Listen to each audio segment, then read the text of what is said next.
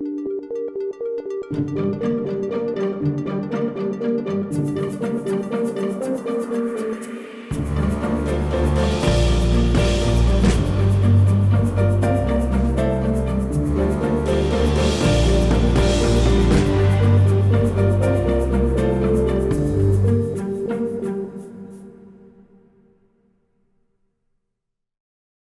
tesis que abonaré en esta lectura será que la doctrina de la virtud kantiana encuentra su referencia instituyente en la periferia de la doctrina del derecho, concretamente en ese apéndice, suplemento, anexo, secuela a su introducción relativo al derecho equívoco.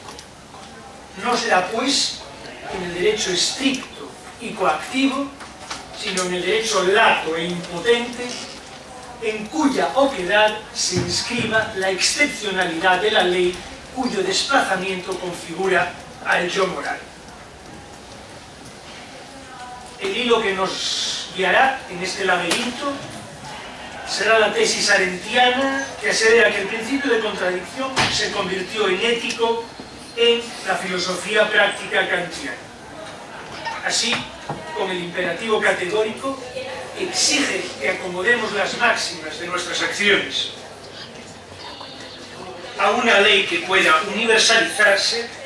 Se trataría de nuevo de la misma regla general: no entres en contradicción contigo mismo, no con tu yo, sino con tu ego pensante, regla que determina tanto el pensamiento como la acción. Esa conversión del principio lógico en principio ético tendrá su ascendiente en la máxima socrática, según la cual es preferible que muchos hombres no estén de acuerdo conmigo y me contradigan, antes de que yo, que no soy más que uno, esté en desacuerdo conmigo mismo y me contradiga. Esto es, que puedan tomarme como dos o más de dos. La filosofía especulativa kantiana da por sentada la unidad y la simplicidad de la representación yo de la percepción pura, condición formal, yo pienso, de todo conocimiento posible que, por medio de la imaginación, liga a la diversidad de las representaciones y experiencias a las que acompaña.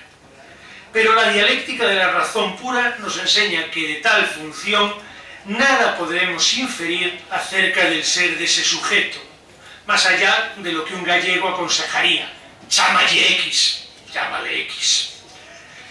Será en la filosofía práctica, que responde al qué debo hacer, donde nos encontraremos al hombre, pues la determinación específica de los deberes solo es posible si se ha llegado a conocer previamente al sujeto de tal determinación, el ser humano, según la estructura que le configure realmente.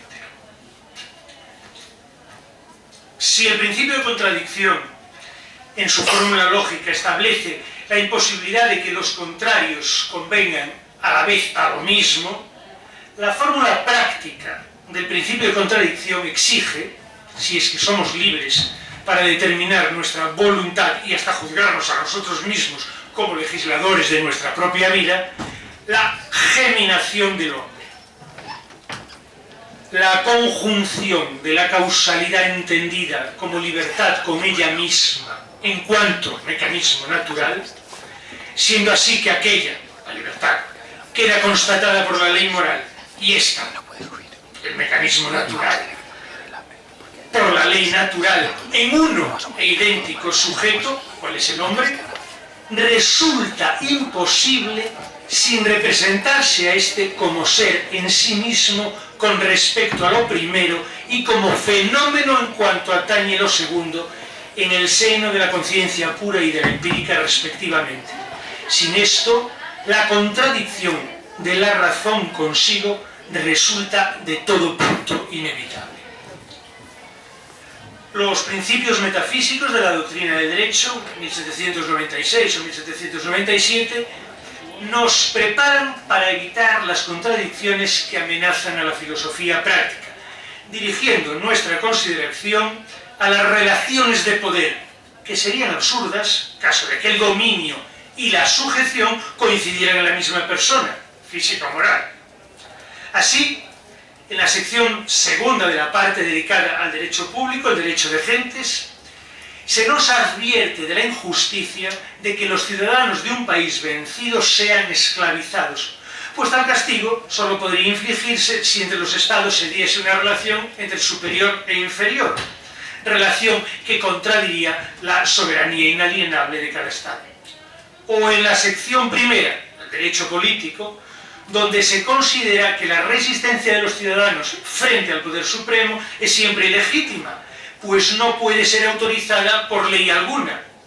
Si ese no fuera el caso, la legislación suprema contendría en sí misma la determinación de no ser la suprema y de convertir al pueblo como súbdito en uno y el mismo juicio en soberano de aquel al que está sometido, lo cual es contradictorio.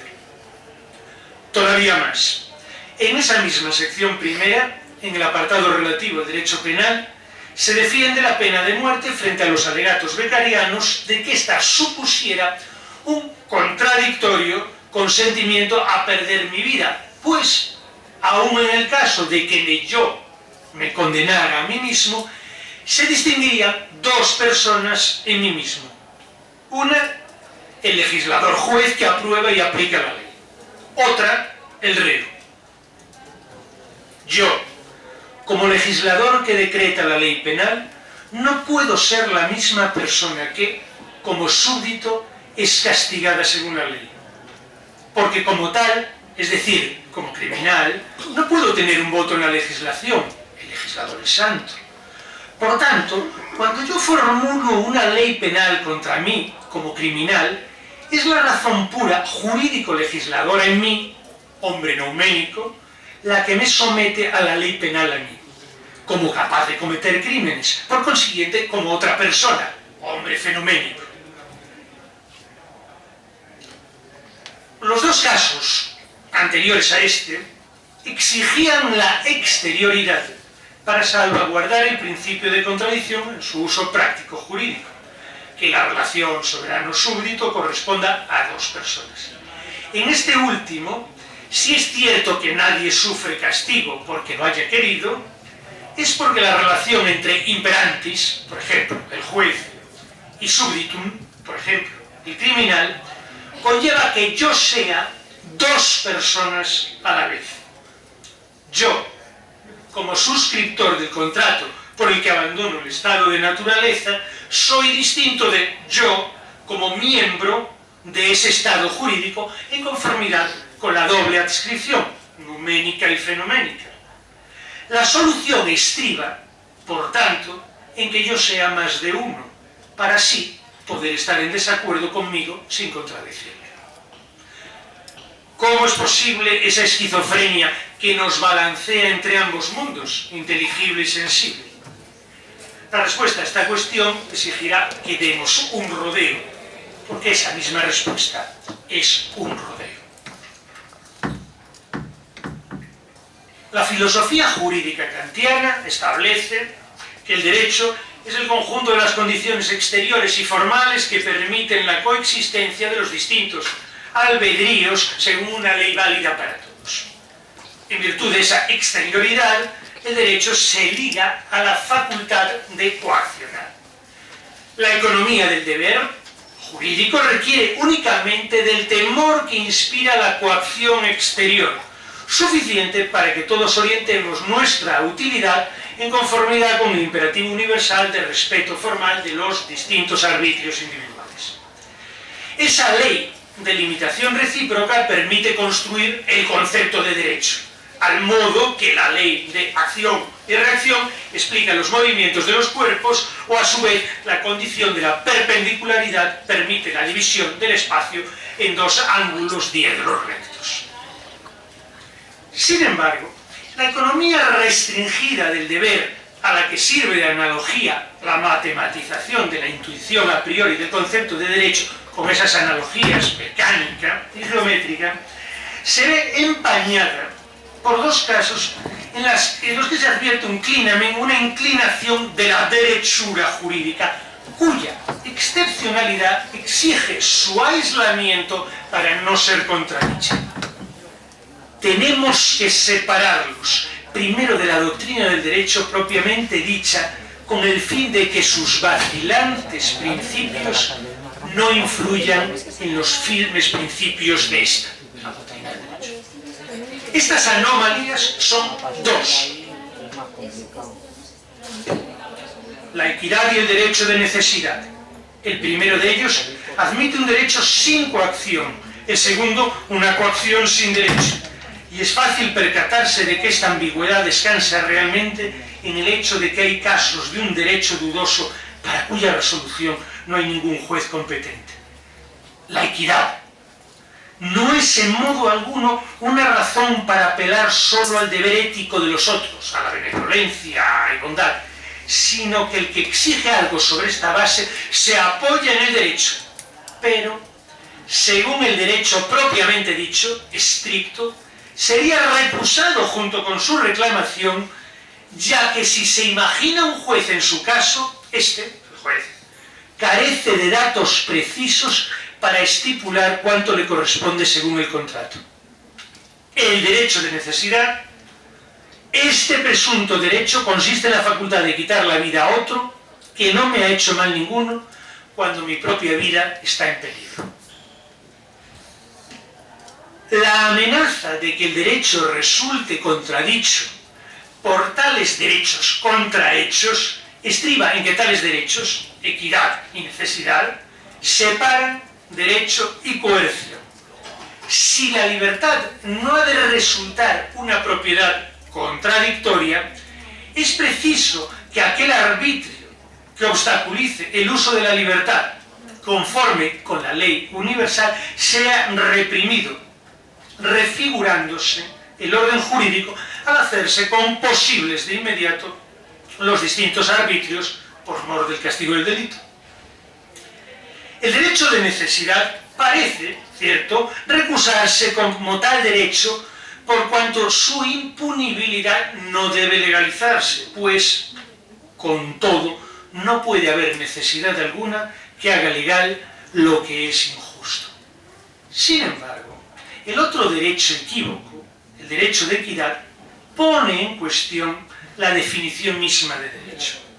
Es derecho, pero carece de eficacia jurídica, porque no puede haber tribunal cuando no son públicas o notorias las condiciones que permiten la resolución jurídica como sentencia.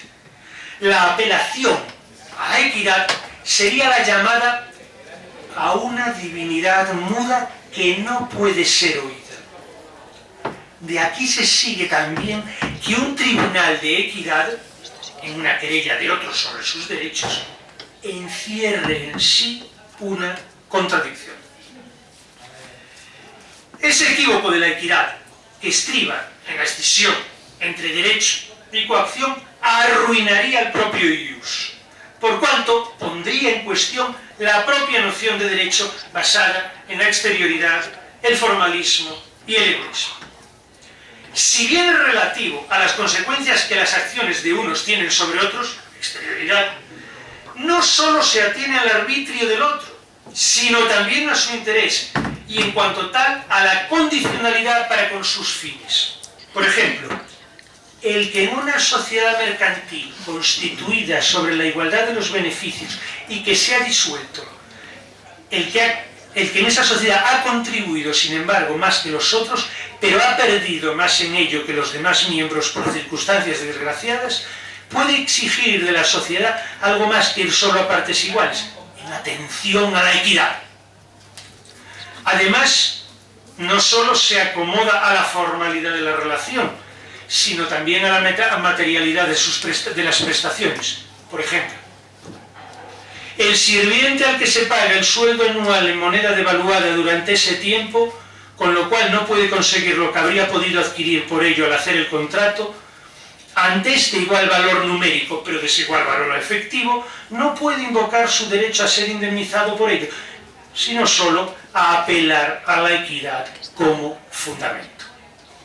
Aún más, incluso la exterioridad de la relación jurídica, aquel primero de los caracteres del derecho presentados, vacila al tenor de los ejemplos presentados de esa anomalía jurídica, sobre todo cuando se considera la posibilidad de que el conflicto jurídico afecte al propio juez en su propia jurisdicción, caso en el que el sujeto resultaría obligado, al no poder inhibirse por conocer las circunstancias y estar entonces en condiciones de resolver el conflicto.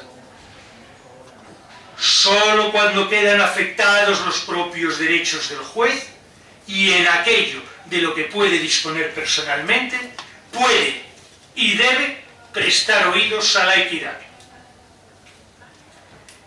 El cumplimiento de ese deber jurídico queda a expensas de su determinación por la contingencia de ese saber inmediato, cuando y en aquello.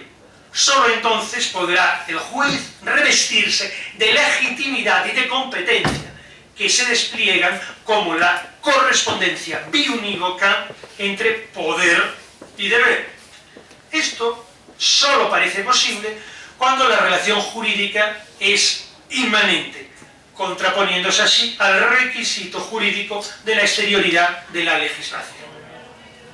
Pero, aún reconociéndose al juez la jurisdicción, esto es la competencia inexcusable, por mor de ese conocimiento íntimo y suyo de la causa, en virtud de que en esa coyuntura en la que el deber se determina como propio, el propio derecho, y en el que el poder se determina como propio, su disposición personal, el derecho de equidad queda huérfano de dinamismo procesal. Este daño, es decir, desproteger el derecho de equidad, no puede remediarse por el camino jurídico, aunque afecte a una exigencia jurídica. El daño del derecho, pues, no lo resuelve el derecho.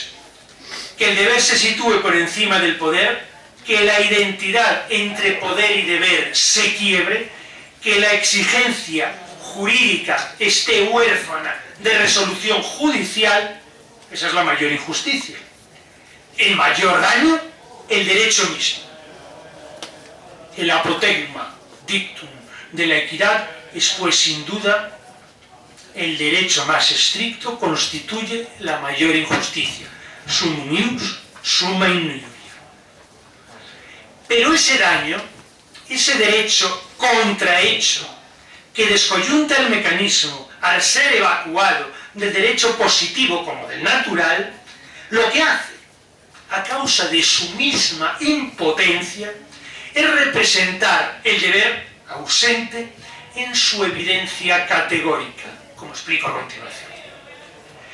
Si bien la necesidad del castigo del delito se deduce de los principios de la legislación moral, el mecanismo jurídico por el que todo crimen, acción, encontrara necesariamente su castigo, reacción, arruinarían a la moralidad. Considerar todo premiar y castigar como una maquinaria en manos de un poder superior, así como que dicha maquinaria debería servir únicamente para encaminar a los entes racionales hacia su designio final, la felicidad, supone un mecanismo que anula toda libertad de su voluntad. De este modo, la anomalía del derecho de equidad supone la cancelación del mecanismo natural, dislocando la homeostasis, el equilibrio del estado jurídico y abocando a una esfera distinta de aquella de la concurrencia de los egoísmos individuales que parecía un marco adecuado hasta para el pueblo de demonios. Si bien se ha de excluir el derecho equívoco para preservar el derecho estricto de los vacilantes principios del derecho de equidad, la consecuencia de ese aislamiento supone, decíamos, la demarcación de una zona de impotencia jurídica donde la certeza jurídica sería inexistente, pues el miedo a la condena o el contento por la absolución del tribunal están ausentes como móviles. Pero de esa indeterminación no resulta que el derecho de equidad carente de coacción, resulte en una negación o destrucción del derecho, sino en una privación o suspensión del derecho, con lo que se preserva virtualmente la precedencia de su mandato respecto a la causalidad de las inclinaciones. Los dos elementos de cualquier legislación son reencontrados y representados, pero por separado. Uno, la necesidad de la acción, y dos, el móvil que la determina, son desligados a cuenta de la suspensión de este último y, en consecuencia, mi voluntad se desprende de la amenaza de la coerción externa y el deseo cobra independencia de la determinación por cualquier mecanismo natural exterior. Este desplazamiento del derecho equívoco desaloja un solar para la manifestación del derecho en su indeterminación. Si bien allana su impotencia para cumplir con el deber, al constatarse la ausencia del tribunal, en la reversión de esa privación se descubre en negativo su potencia privativa basada en la autonomía del deber.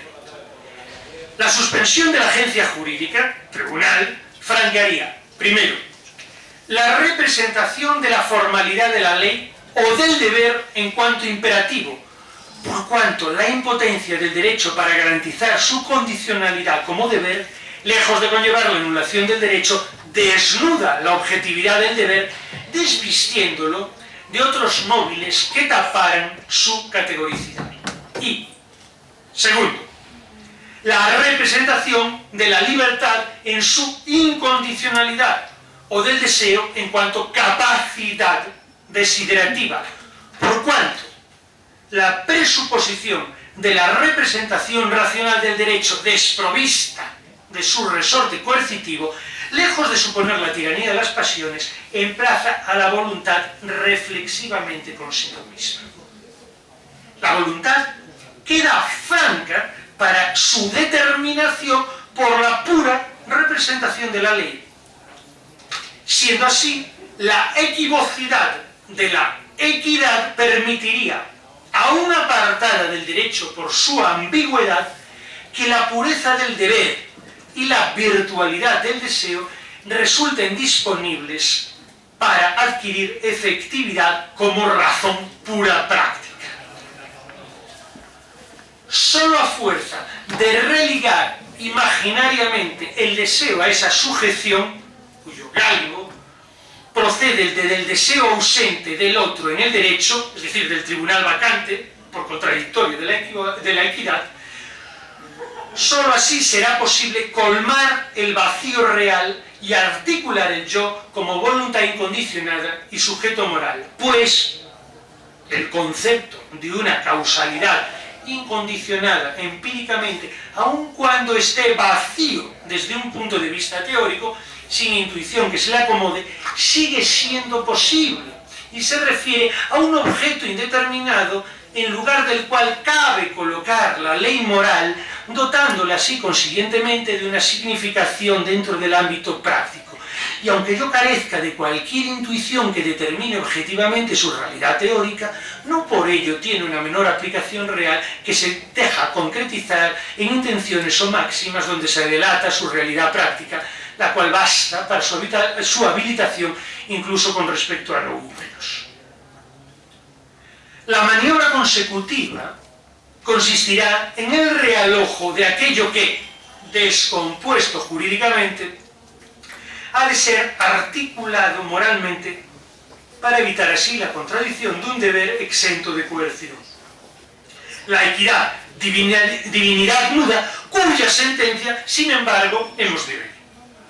Una exigencia jurídica esta que nos extravía, tanto que nos llevará a abandonar el camino jurídico. El deber ectópico de los derechos equívocos ha de representarse en cuanto derecho como procedente del deseo del otro, por cuanto su naturaleza jurídica remite a un fundamento exterior a mí, si bien ausente. Por ello, el peligro latente de que, así como ese otro es mudo para la equidad, así sea ciego para la violencia. Su impotencia depararía que la capacidad de coaccionar se deslindara de su vinculación con la representación de la ley y recorriera una fatal travesía, la que conduce de la injusticia que supone la ausencia de reparación del derecho violentado, derecho de equidad, hasta la necesidad legal, la necesidad de hacer legal la necesidad de la muerte, derecho de necesidad. Si se puede pensar todavía en un derecho en sentido amplio, en el que es imposible determinar mediante ley alguna la capacidad de coaccionar, esa excepcionalidad de los derechos equívocos obliga a transferir la equidad allá donde encuentre coacción, conlleva trasladar la necesidad allá donde encuentre justicia. El derecho de equidad, suspendido por la inhibición jurídica, se desplaza entonces como síntoma moral, porque yo no puedo reconocer que estoy obligado a otros más que en la medida en que me obligo a mí mismo. La virtualidad de su deber es reconducida de la exterioridad del foro jurídico hacia la interioridad del foro ético, donde la excepción jurídica encuentra espacio para su estado, transmudándose la coerción física en coerción moral. Su fundamento es remitido a un ámbito de determinación inmanente o tribunal interior, donde los dos momentos de la ley moral se articulan en la referencia identificante del deber y la libertad, querer y poder trascendentales. Referencia del deber incondicionado sobre la voluntad incondicionada, plaza vacante debido a la ausencia de tribunal exterior. Referencia que no es sino la razón pura en cuanto práctica, la autodeterminación de la libertad. En suma, libertad y ley práctica incondicionada se remiten alternativamente la una a la otra. El yo se convierte en el ámbito donde se relacionan biunívocamente las energías equívocas que el derecho no conseguía sobredeterminar, y la potencia ausente de la coacción del tribunal exterior se deslocaliza y resitúa como deber incondicionado imperativo categórico. Tal internalización de la equivocidad conlleva la afección subjetiva del deber moral como condición del yo ético. Cuando el ius equívoco, que oscila del deber sin sanción a la sanción sin deber, se subroga éticamente, la inhibición que enmudece a la equidad resuena en la conciencia moral como deseo del otro, que ahora impone su necesidad de ser oído, sin recurso a instancia superior alguna, pues su dictado proviene de un origen inconsciente que no puede reconocerse como finalidad propia, sino como ausencia radical. Cuando llega la acción o ha llegado a ella, la conciencia moral habla involuntaria e inevitablemente. Por tanto, obrar según la conciencia moral puede incluso no ser un deber, porque de lo contrario tendría que haber una segunda conciencia moral para devenir consciente de la primera.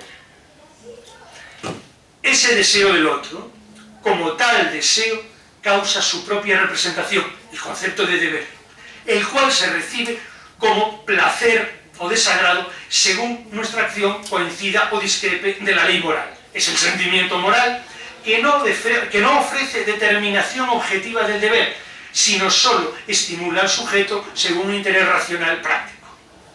Lo que hay es receptividad del libre arbitrio para ser movido por la razón pura práctica y su ley, y a esto es a lo que denominamos sentimiento moral. Si bien ese sentimiento que nos liga con la representación de la ley causada por el insondable deseo del otro supone la separación de cualquier componente patológico, digo, su receptividad es indisoluble de la condición humana.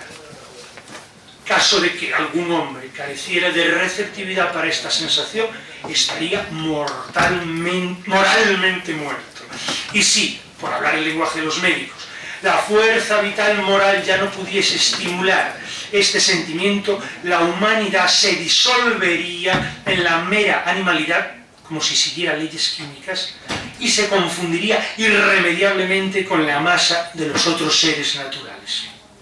Sin embargo, esa estimulación remite a los derechos equívocos, que, a diferencia de los derechos estrictos, son aquellos que están mezclados con lo ético y funcionan como precursores del desplazamiento por el que el fundamento jurídico equívoco, impotente y retraído, es desviado y transferido éticamente, decidiéndose la humanidad en esa metonimia de lo exterior, derecho, y lo interior, virtud. La equidad, silente en la exterioridad, se escucha entonces en la voz de la conciencia moral, pero no sólo como voz que encuentra a su oyente al desplazarse desde el derecho hasta la ética, sino como voz que produce su propio auditorio. Todo ello sucede ante una audiencia, llamada tribunal, como persona que hace efectiva la ley. La conciencia de un tribunal interno al hombre, ante el cual sus pensamientos se disculpan, se acusan o se disculpan entre sí, es la conciencia moral. Y configura o produce también su propia escena, en la que se presenta primero el acusador, pero a la vez con él también un abogado defensor. Esta última formulación paradójica de la relación entre las partes de la acusación y la defensa, primero, pero a la vez, confirma que la precedencia de la ley moral para nuestra subjetividad no ha de entenderse temporalmente, sino como la prioridad propia del deber, que nos afecta precediendo no solo a cualquier otra afección, placer o displacer, sino hasta a nosotros mismos. En consecuencia, el contento por su absolución solo puede sobrevenir como efecto, nunca puede ser imaginado como causa de la acción moral. Es menester señalar que en el primer caso, la sentencia que absuelve al hombre, nunca puede decretar un premio, una ganancia de algo que antes no era suyo, sino que solo supone el contento de haber eludido el peligro de ser considerado culpable y por tanto la dicha que proporciona el confortante consuelo de la conciencia moral no es positiva alegría, sino solo negativa, el sosiego tras la inquietud anterior. Dicha que solo puede acompañar a la virtud entendida como una lucha contra las influencias del principio malo en el hombre. Esa prelación del estado de exposición a la condena configura la identidad como sujeción, por cuanto conlleva que el individuo no solo esté determinado como oyente por la interpelación que resuena en su interior, sino sobredeterminado en su deseo por la culpa que nos liga previamente, pudiendo entenderse entonces la discordancia como una contradicción resultante de engañarnos a nosotros mismos. La subjetividad del ser moral resulta configurada como la performatividad del discurso del otro. El hombre como ser moral, hombre numénico, no puede usarse a sí mismo en tanto que ser físico, hombre fenoménico. No puede usarse a sí mismo como un simple medio, una máquina de hablar, que no estuviera ligado al fin interno, a la comunicación del pensamiento, sino que está sujeto a la condición de concordar con la declaración del primero y tiene para consigo mismo la obligación de la veracidad. Si al comienzo de esta lectura reparábamos en la exigencia disyuntiva de bilocación del soberano, juez y del súbdito, reo, para así hurtarnos a la contradicción con uno mismo, en la doctrina de la virtud sobreviene la exigencia inyuntiva de la concordancia, cuya sonoridad no consiste en la resonancia equívoca del eco, sino que reclama la consonancia de la obediencia. Todo hombre tiene conciencia moral y un juez interno le observa, le amenaza, le mantiene en el respeto unido al miedo. Y este poder que vela en él por las leyes no es algo que él se forja arbitrariamente, sino que está incorporado a su ser. Le sigue como una sombra cuando piensa escapar. Él puede ciertamente aturdirse o adormecerse con placeres y diversiones, pero no puede evitar volver en sí o despertar tan pronto como oye su temible voz. El hombre puede llegar en su extrema depravación hasta no hacerle ningún caso, pero sin embargo no puede dejar de oírla. Esta disposición originaria, intelectual y moral, porque es una representación del deber, llamada conciencia moral, tiene en sí de peculiar que aunque esta su tarea es un quehacer del hombre consigo mismo, sin embargo, este se ve forzado por su razón a desempeñarla como si fuera por orden de otra persona. Porque el asunto consiste aquí en llevar una causa jurídica ante un tribunal. Pero representarse al acusado por su conciencia moral como una y la misma persona que el juez es un modo absurdo de representar a un tribunal, porque en tal caso el acusador perdería siempre. Por tanto, en todos los deberes, la conciencia moral del hombre tendrá que imaginar como juez de sus acciones a otro, como hombre en general, distinto de sí mismo, si no quiere estar en contradicción consigo mismo. La maniobra ética ha conllevado reprimir la indecidibilidad del derecho equívoco que dislocaba la trabazón entre representación del deber y coacción del tribunal, reemplazándola por la unidad solidaria de la autodeterminación virtuosa. Sin embargo, el resto de exterioridad simbólica que agujereaba ambigua y anónimamente el derecho resiste como superyo en la juridificación de la conciencia moral. Dentro o fuera, íntimo o extraño. Todavía, en un pasaje del Opus Posthum, datado hacia 1801, puede leerse: hay un ser en mí, distinto de mí, que está en relación causal de efectividad sobre mí, y que él mismo, libre, sin depender de la ley natural en el espacio y el tiempo, me guía internamente, justifica o condena. Y yo, el hombre, soy ese mismo ser. Este no es algo así como una sustancia fuera de mí. Y lo que es más extraño, la causalidad es una determinación para obrar en libertad, no como necesidad natural. Muchas gracias.